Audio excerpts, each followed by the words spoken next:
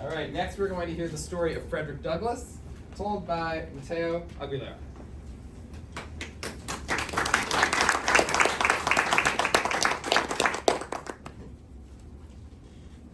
Hello. I was pleasantly surprised to receive an invitation to speak with you tonight. I appear today, May 30th, 1864, to speak to you, the Boston Abolitionists Association, about the upcomings of my life and how I got here. We are here to speak about, whether or not you already know, we are here to talk about my story in order to work together towards the end of slavery. However, I cannot speak about my freedom without first talking to you about slavery. It is challenging, but I must speak about my pain. Slavery was cruel. I had to escape that insufferable abuse.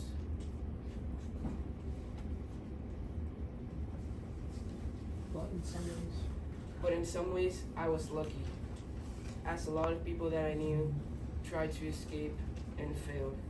And after a runaway is caught, the consequences would be severe. I tried twice and ultimately escaped. You may be wondering, how did I escape? What I did was to pose as a sailor, carrying papers across the seas. I then took a train heading to Maryland and then moved over to New York. For the entire journey, I was frightened beyond belief. However, I couldn't show that. I've now been free from the bonds of slavery for over 26 years. It still haunts me to this day.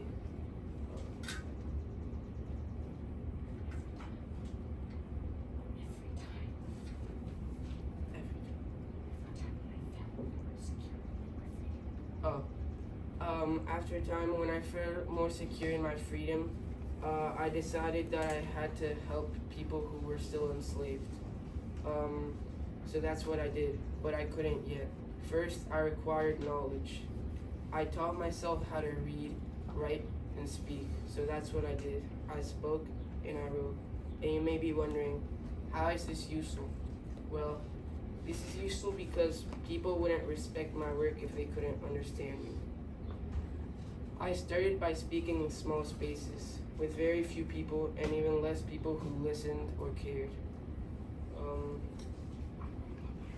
I then started getting noticed by big organizations and started giving paid speeches around Massachusetts and all around the United States of America. I started publishing articles. I started writing poems. I wrote about my enslavers and everything they did to not just me, but everyone else.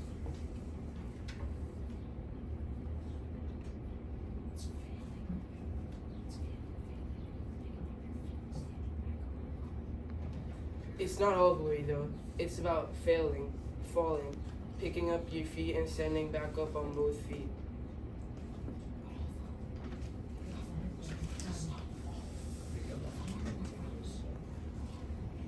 And even though the government worked against us, we kept working hard and we showed it and spoke about it. And slowly we got more people working together with us against slavery. But in the end, what mattered to us was to help in the fight against slavery. And to get our word out to all those who were suffering.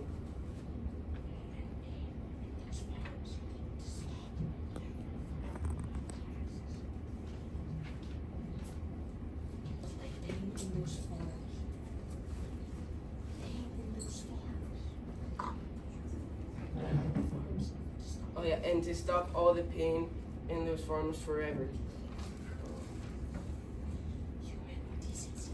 It was indecent, inhuman. We were treated like animals. It was like being locked in a cage, a big, long cage with no way to get out. Slavery was bruises, cuts, scrapes, wounds, stings. That was a common occurrence back then. Everyone wanted to escape, but not everyone was brave enough, as they were all haunted by the fear of their own failure. As if they were caught trying to escape, the consequences would be severe.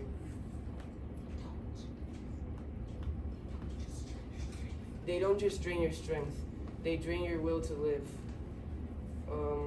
Like leeches, draining you away until you die, like parasites moving from host to host.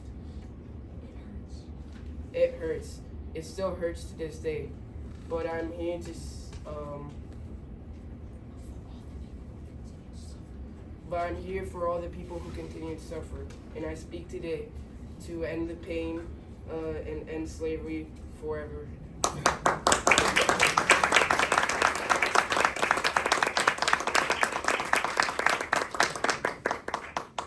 Got a question for Mr. Frederick Douglass.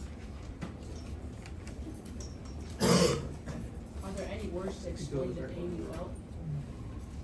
The pain's indescribable. It was horrible. It's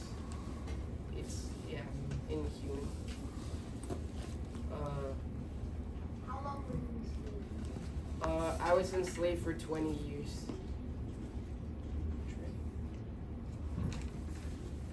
How long did it take you to escape? Well, it was a long process of time. However, I don't know the exact amount of time it took me to escape.